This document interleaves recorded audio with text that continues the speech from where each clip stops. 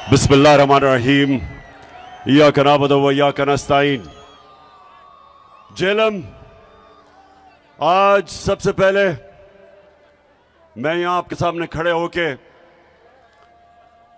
जो अल्लाह ने मेरे मुल्क को इस बड़े इम्तिहान में डाला है, पहले मैं उसकी बात करना चाहता हूं कि कभी कभी अल्लाह अपनी कौम को आजमाता है, अपनी मखलूक को, अपने इंसानों को आजमाता है। अल्लाह ने हमारे ऊपर भी एक आजमाइश दी है। तो जेलम, सब आप अल्लाह के सामने खड़े होके हम सब एक वादा करें कि अल्लाह हम इस इम्तिहान में फेल नहीं होंगे। आमीन। हमारे लोग मुश्किल में, ऊपर से लेके स्वात, चित्राल, गिलगित बल्तिस्तान, हर जगह अजाब आया हुआ है। कल मैं डीआई खान गया, हजारों एकड़ जमीन पानी के नीचे, और उस जिधर मैं नहीं जा सका, तौनसा, राजनपुर और डीजी खान, मौसम की वजह से उधर भी समुंदर है पानी का। वो जमीनें जिधर लोगों ने अपनी मेहनत से फसलें उगाने की कोशिश कर रहे थे, वहां सारा पानी आ गया। और फिर नीचे बलूचिस्तान तो तकरीबन सारे बलूचिस्तान के इलाके मुतासिर हुए हैं। और फिर सिंध के अंदर बुरा हाल है लोगों का। तो ये जो इम्तिहान है, ये कौम मिलकर लड़ती है इस इम्तिहान से। गवर्नमेंट्स जितनी भी कोशिश कर लें, जब तक सारी कौम इकट्ठी नहीं होती, इस तरह के इम्तिहान से हम पास नहीं हो सकते। 2010 में सैलाब आया और मुझे याद है मैंने पूरी कोशिश की, और भी लोगों ने, बल्कि हर पाकिस्तानी ने कोशिश की। और वो इतना बड़ा हमारी कामयाबी थी कि सारे पाकिस्तानी बाहर थे, पाकिस्तान में सब ने उसमें शिरकत की। और जो इतना बड़ा एक इम्तिहान आया हुआ था, उससे मुझे बड़ा फख्र है कि पाकिस्तानियों ने बड़ी जबरदस्त किस्म से हमने वो पास किया। अब सारी कौम को आज मैं कहना चाहता हूं कि हमने मिलके इसका मुकाबला करना है। मैंने सबसे पहले एक रजाकार फोर्स यानी टाइगर फोर्स नौजवानों की मैंने वेबसाइट पे ये रजाकारों को, टाइगर फोर्स को इकट्ठा करना शुरू किया। इसकी मेंबरशिप लोग कर रहे हैं। पहले से ही हमारे पास एक टाइगर फोर्स के रजाकार थे। तो पहले तो हम एक बड़ी फोर्स जमा कर रहे हैं जो हुकूमतों की मदद करेगी, उन इलाकों में जाएगी, और बड़े बड़े इलाके हैं जो पानी के नीचे हैं, तो हुकूमतों की मदद करेगी ताकि हम उन मुतासरीन की मदद करें। दूसरा, मैं कल शाम को, कल नहीं, पीर की शाम को, परसों शाम को मैं एक टेलीथॉन करूंगा, पैसा इकट्ठा करूंगा इंशाल्लाह। सारे जो पाकिस्तानी इधर भी रहते हैं और जो बैरून मुल्क पाकिस्तानी हैं, और वो पैसा इकट्ठा करके हम हुकूमतों के, पंजाब और पख्तूनख्वा की हुकूमतों का फंड, उधर पैसा इकट्ठा करेंगे। और उसके ऊपर सानिया निश्तर, जिन्होंने बड़ा कामयाब प्रोग्राम किया था जब कोरोना के दौर में हमने एक एहसास का प्रोग्राम किया था, सारी दुनिया ने उसे माना था, इंटरनेशनली रिकग्नाइज किया था एहसास प्रोग्राम। उसी सानिया निश्तर को हम इस फंड के ऊपर बैठाएंगे, कमेटी नीचे होगी, और जिधर जिधर भी पाकिस्तान में कोशिश करेंगे कि जिधर जिधर लोगों को ज़रूरत है, उधर हम उसके मुताबिक कि जिधर मुस्तहिक लोग हैं उसके मुताबिक हम ये फंड देंगे। तीसरी चीज, हमें आगे से इसकी प्लानिंग करनी है। एक तो अल्लाह का इम्तिहान है, ये तो हमारे ऊपर आया, इसके ऊपर तो कोई कुछ नहीं कर सकता। लेकिन जो हम कर सकते हैं, अब जेएलएम के लोगों ये सुनो, हम क्या कर सकते हैं? हम डैम्स बना सकते हैं। और मुझे ये फख्र है कि हमने अपने 3.5 साल में 10 डैम शुरू किए पाकिस्तान में।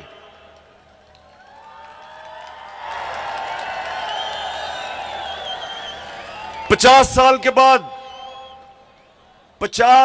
के बाद पाकिस्तान में बड़े डैम बने। बादशाह बन रही है, बादशाह डैम बन रहा है, दासू डैम बन रहा है, और उसके अलावा मुमन डैम, जो इंशाल्लाह अगर इसी रफ्तार पे गया तो 2025 में बन जाएगा। 10 डैम का हमने प्रोग्राम बनाया। इससे क्या होता है? जब आपके पास डैम होते हैं तो जब पानी आता है, जब बारिश आता है तो पानी आता है, तो वो आप पानी को काबू कर लेते हैं। डैम जब आपके बने होते हैं तो बारिश आता, पानी आता, रोक लेते हैं उसको, और वो पानी बजाय तबाही करने के वो एक नेमत बन जाती है। ये है डैम का कमाल। आप सोचें, जेएलएम के लोगों सुनो, चाइना में 80,000 डैम हैं, 5,000 बड़े डैम हैं। हमारे पास अभी 2 बने थे, मंगला और तरबेला। उसके बाद ये पहली दफा बड़े डैम बन रहे हैं। तो ये हमने बड़ी कोताही की। और जितनी भी हुकूमतें आई, सबसे सवाल पूछता हूं कि क्या आपको कोई एहसास नहीं था कि हमारी हाइड्रो इलेक्ट्रिसिटी, सबसे सस्ती और साफ बिजली तो पानी के ऊपर बनती है, डैम बना के। फिर हमें पानी बचा लेते हैं, या पानी की कमी है, आगे पानी की मजीद कमी आ रही है, उसके लिए डैम्स की जरूरत थी। तो किसी ने 50 साल में डैम्स का नहीं सोचा। मैं अपनी हुकूमत को मुबारक देता हूं कि पहली दफा 10 डैम्स बनाए एक हुकूमत ने बनाने के मंसूबे बनाए।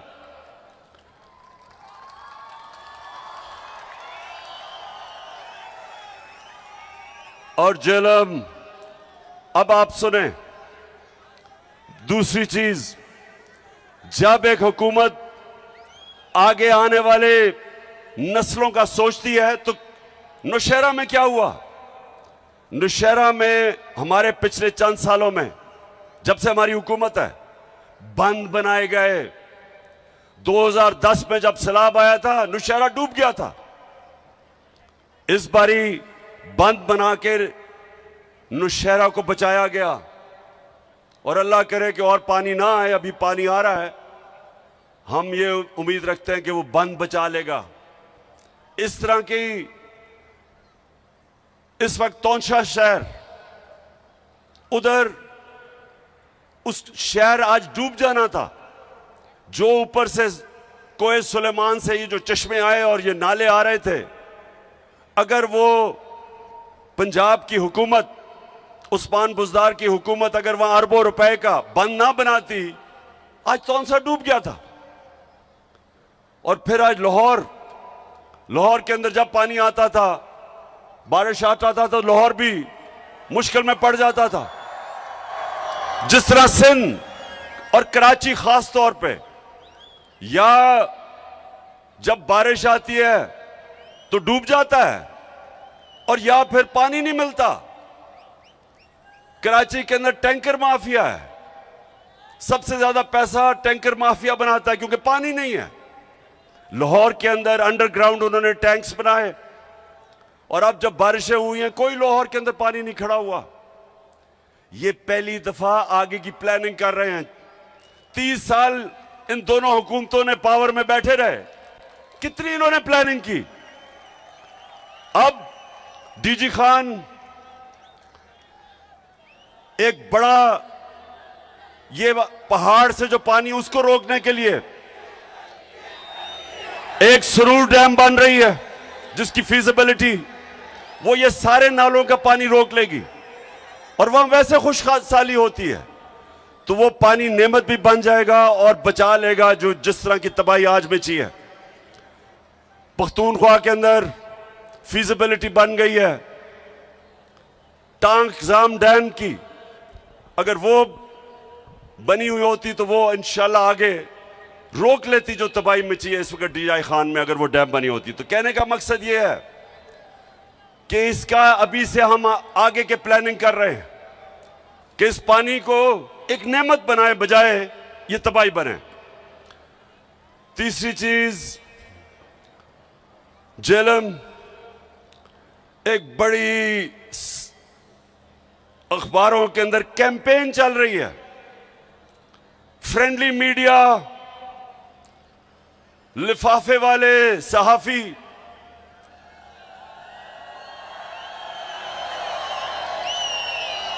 आप जानते हैं ना लिफाफा वाला सहाफी कौन होते हैं, और एक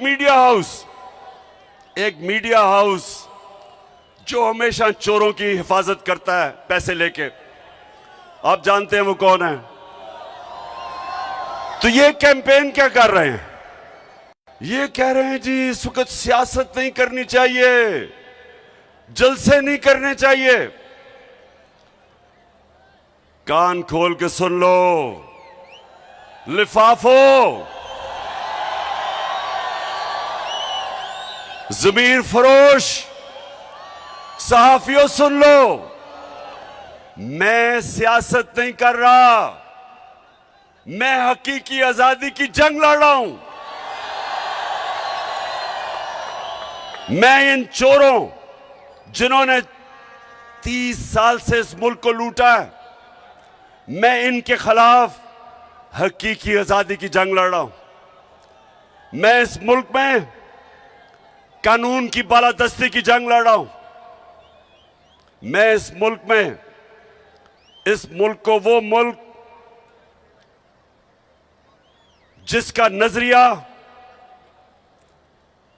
इस्लामी फलाई रियासत, हमारे जो फाउंडिंग फादर्स थे उन्होंने फैसला किया था कि पाकिस्तान वो बनना है जो कि इस्लाम का जो सबसे पहले रियासत बनी थी मदीना की रियासत के उसूलों पे खड़ा होगा, और वो रियासत ने इंसानों को आजाद किया था, इंसानों को हकीकी तौर पे आजाद किया था।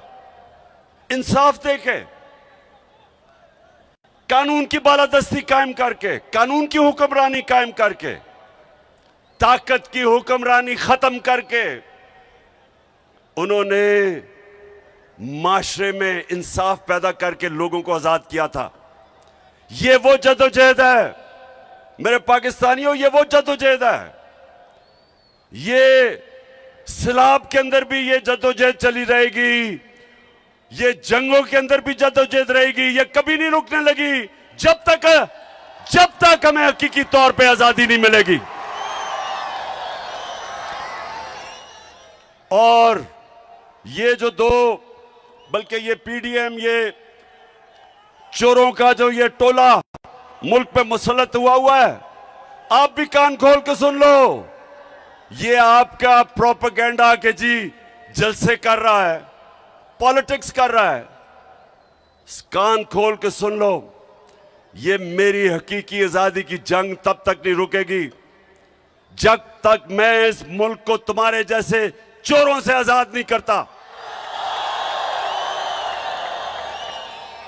आजकल हमें कहा जा रहा है कि जी ओहो सैलाब आ गया, फिक्र ना करो, सैलाब में इंशाल्लाह इमरान खान और उसकी टीम और उसकी हुकूमतें वो काम करेंगी जो तुम सारी जिंदगी लगे रहो नहीं कर सकते। तुम्हारे लिए तो कोई पैसे देने के लिए तैयार नहीं है, क्योंकि तुम्हारा तो चोरी करके सारा पैसा बाहर पड़ा है। वो जो भगोड़ा लंदन में बैठा हुआ है, किधर से पैसा आया उसके और उसके बेटों को, कि अरबों रुपए की प्रॉपर्टीज में रहता है, और वो हमें दर्श दे रहा है कि सियासत नहीं करनी चाहिए। तुम भी सुन लो, नवाज शरीफ मफरूर और मुजरिम, गौर से सुन लो। और यहां शहबाज शरीफ तुम भी सुन लो, और फजल रहमान डीजल तुम भी सुन लो,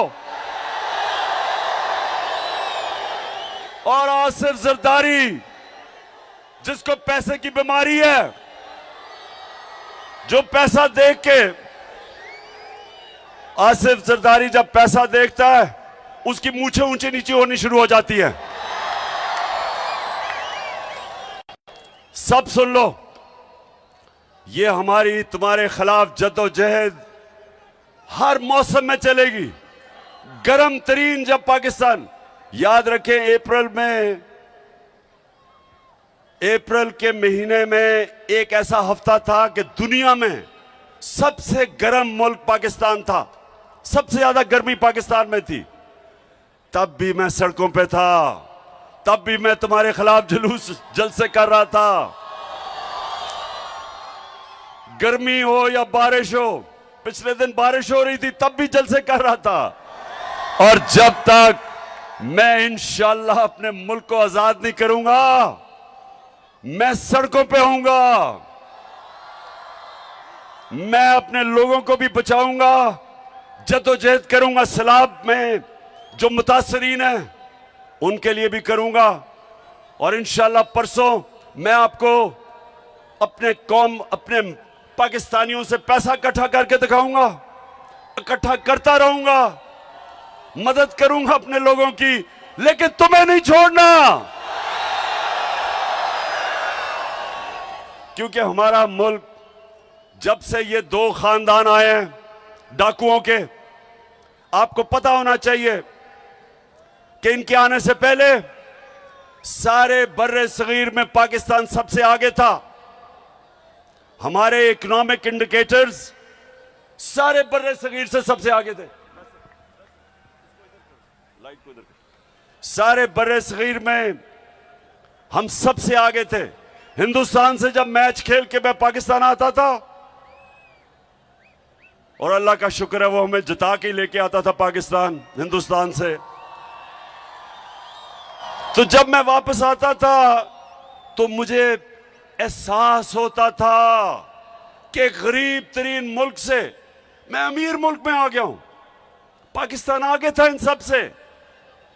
फिर ये दो डाकू खानदान इस मुल्क पे मुसल्लत हुए, हम हिंदुस्तान से भी पीछे रह गए, हम बांग्लादेश से भी पीछे रह गए।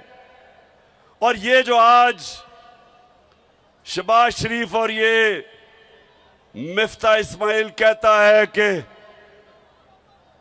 तहरीक इंसाफ की वजह से IMF का प्रोग्राम फेल हो जाएगा, शहबाज शरीफ सुन लो गौर से। पहले तो तुम और तुम्हारे इत्तेहादी और खानदानों ने इस मुल्क को मकरूज किया, कर्जे आपने चढ़ाए, आपकी वजह से हर इंसान पे कर्जे बढ़ते गए। हमारी जब बारी आई तो मुल्क का तो दिवालिया निकला हुआ था 2018 में। आप अपने फोन के ऊपर गूगल करके देख लें कि 2018 में पाकिस्तान की तारीख का सबसे बड़ा बैरूनी मुल्क खसारा था, सबसे ज्यादा कर्जे थे। हम जितना भी हमने पहला साल पैसा इकट्ठा किया टैक्स पे, आधा चला गया कर्जों की किस्तें अदा करने में जो कर्जे आपने लिए थे। तो तब हमें मिला था पाकिस्तान। और पाकिस्तान की इकोनॉमिक सर्वे उठा के देख लो, इनके दौर में जो इकोनॉमिक सर्वे जो हुकूमत से जो ऑफिशियल डॉक्यूमेंट आती है वो उठा के देख लो। 17 साल के बाद सबसे बेहतरीन ग्रोथ रेट हमारे दौर में 5.6 और 6% हमारी इकोनॉमी ऊपर गई। सबसे ज्यादा पाकिस्तान की तारीख में टैक्स इकट्ठा किया, सबसे ज्यादा पाकिस्तान की तारीख में बैरून मुल्क पाकिस्तानियों ने डॉलर्स भेजे। हमारी 4 फसलें 2 साल रिकॉर्ड पैदावार हुई।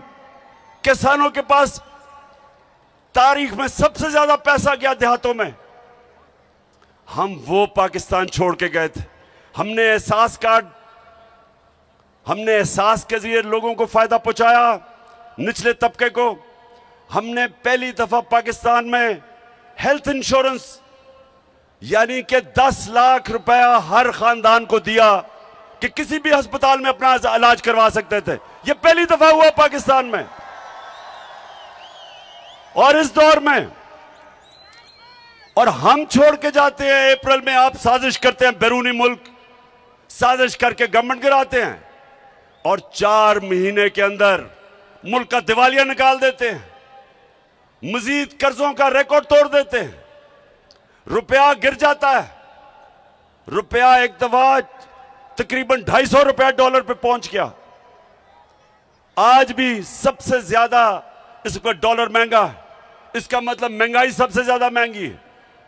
एक चीज जेलम सुन लो, इसको कहते हैं कंज्यूमर प्राइस इंडेक्स। ये होता है जो आम लोगों के खाने पीने की चीज, बिजली और गैस। ये हम जब छोड़ के गए थे 16% थी, यानी 16% महंगाई थी। आज 45% है। आज दुगनी से भी ज्यादा महंगाई है। तो इन्होंने तो सारा शोर ही मचाया था कि हमारी हुकूमत नाअहल है, क्योंकि हम महंगाई नहीं रोक सकते। महंगाई के रिकॉर्ड टूट गए, माइशत नीचे आ गई, कर्जे और ले लिए। और आज मिफ्ता इस्माइल कहता है कि जनाब तहरीक इंसाफ IMF का प्रोग्राम फेल करना चाहती है। पहले तो तुम्हारे से सवाल पूछता हूं कि 2 महीने पख्तूनख्वा का वजीर आपसे बार बार पूछता रहा कि मैं मीटिंग करना चाहता हूं, आपने जो पैसे वादा किए थे पख्तूनख्वा को नहीं मिले, उसको मीटिंग नहीं दी, ऊपर से सैलाब आ गया। तो अब वो ये सोच रहा है कि आप कह रहे हैं कि हम आपको एक सरप्लस देंगे, तो इस सैलाब में जो अरबों अरबों रुपए की तबाही मची है, किधर से सरप्लस देगा वो? आपको IMF से बात करनी चाहिए। मैंने जब कोरोना हुआ, मैंने IMF के सरबराह से बात करके कंसेशन दी। मैंने कहा लोग मुश्किल में हैं, और उन्होंने दी कंसेशंस। आपको आज बात करनी चाहिए कि IMF को कहो हमारे लोग मुश्किल में हैं, सैलाब आया हुआ है, थोड़ा सा अपना दिल गुर्दा बढ़ाओ, गोरे चमड़ी से इतना ना डरो।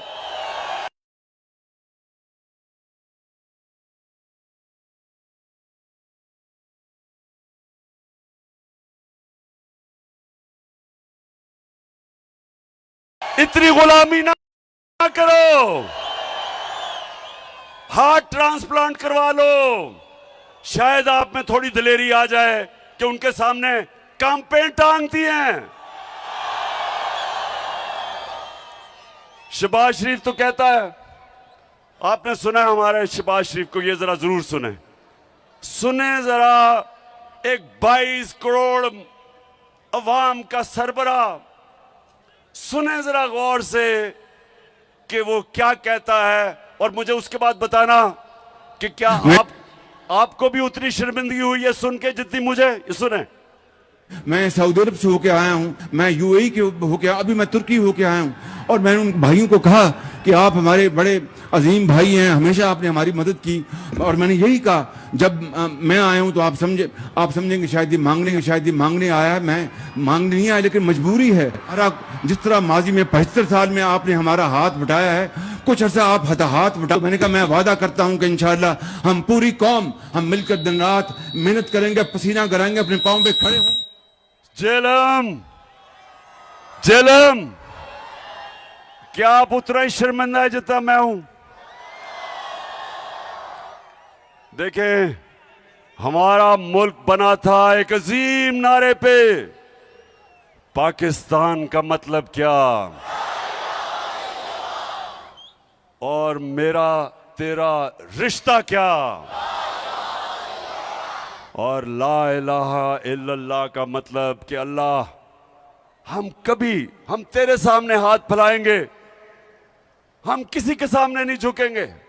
ये हमारा कर रहा है, ये जो इंपोर्टेड हुकूमत आई है, एक गैरतमंद कौम को, एक गैरतमंद कौम जिसका लीडर कायदे आजम, जो अंग्रेज की गुलामी में भी किसी के सामने नहीं झुकता था, नजरियाती लीडर इलामा इकबाल, उस कौम को इस तरह के लीडर मिले क्योंकि इनका इतना चोरी का पैसा मुल्क से बाहर पड़ा है।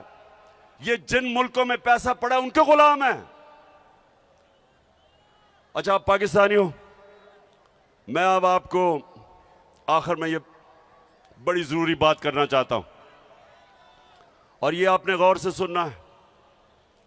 एक तरफ हमें कहते हैं कि जनाब सैलाब आया हुआ है और सैलाब की वार्निंग कई हफ्ते पहले थी, तो जब सैलाब आया हुआ है तो ये बताएं कि पाकिस्तान की सबसे बड़ी पार्टी को अब दीवार से लगा रहे हैं, केसेस कर रहे हैं।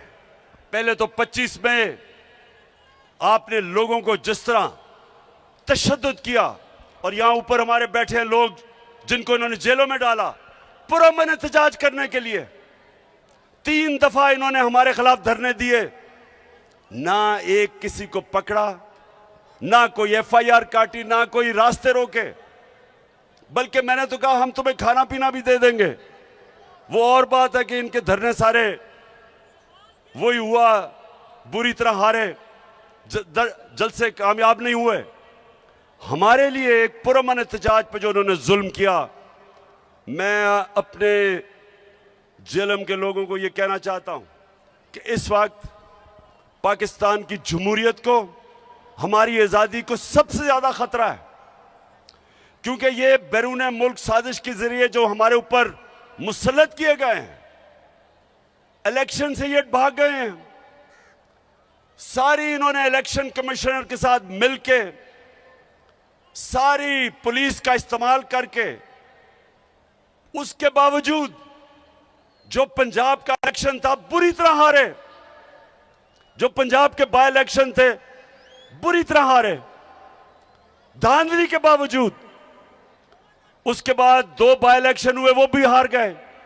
अब ये डरे हुए हैं, इनको पता है कि इलेक्शन में तो इन्होंने फैंटा खाना है, तो अब ये कोशिश कर रहे हैं कि टेक्निकल नॉकआउट किया जाए।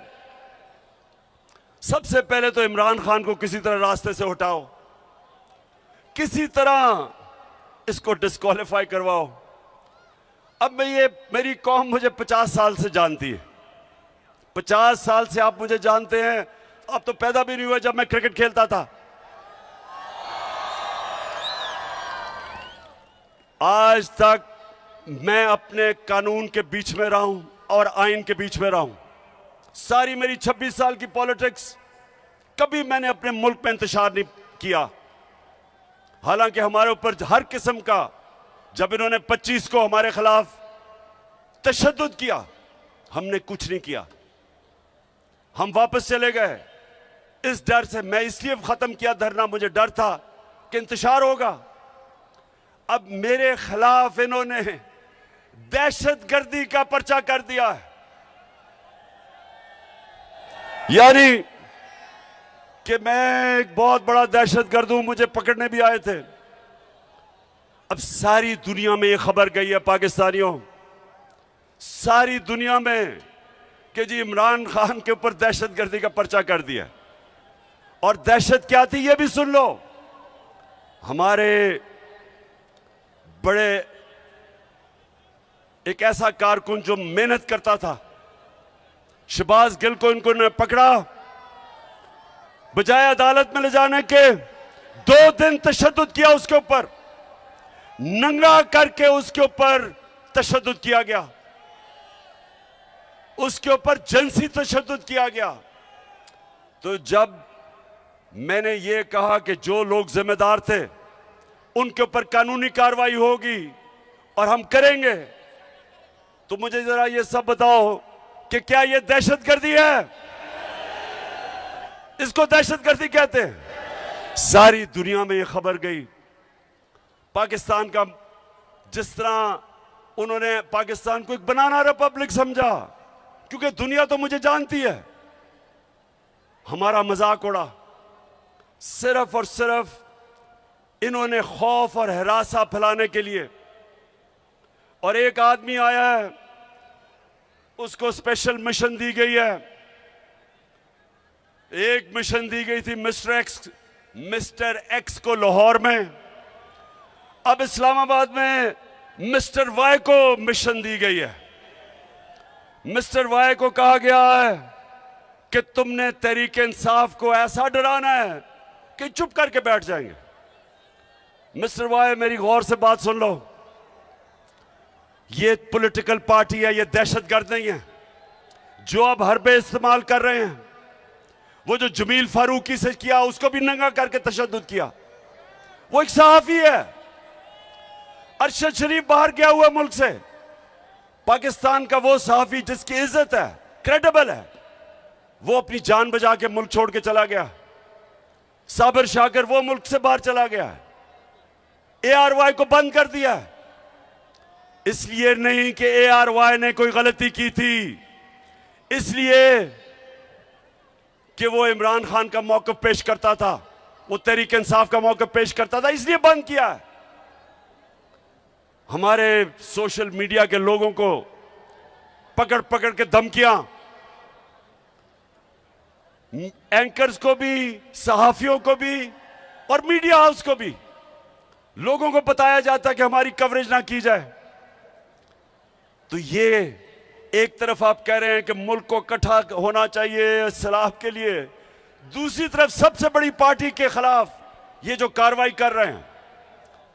और मिस्टर वाई, आपको मुझे पता है मिशन पे भेजा गया है, आप अपनी भी बदनामी कर रहे हैं, आप मेरे मुल्क की भी बदनामी कर रहे हैं, आप इस मुल्क को नुकसान पहुंचाने की कोशिश कर रहे हैं कि सबसे बड़ी मुल्क की जमहूरी पार्टी जो चारों सूबों में है, जो मुल्क को इकट्ठा रख सकती है, उसको आप कमजोर करने की कोशिश कर रहे हैं।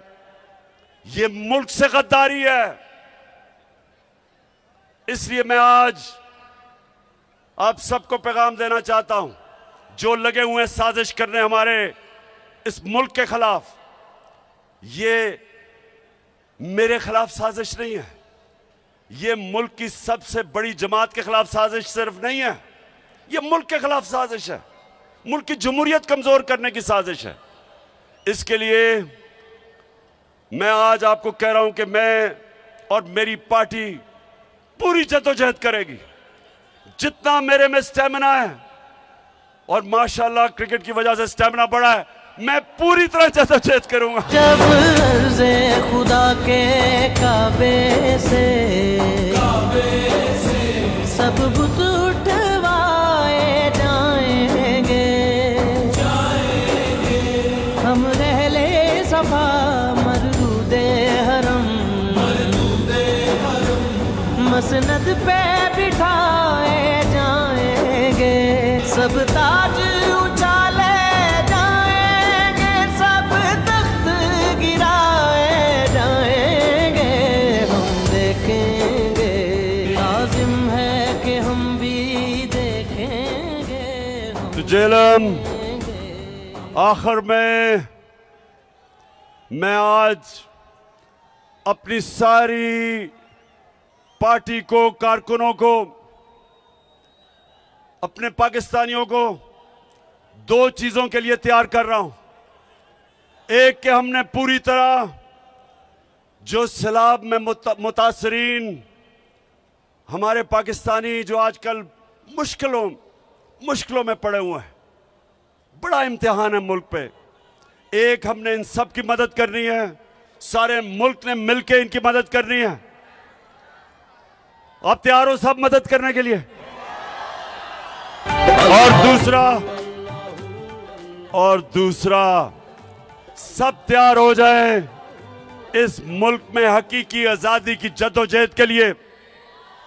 आपका कैप्टन आगे होगा, आपने मेरे साथ होना है, और इंशाअल्लाह एक मुल्क को हमने हकीकी तौर पे आजाद करके रहना है। पाकिस्तान जिंदाबाद। अल्लाह।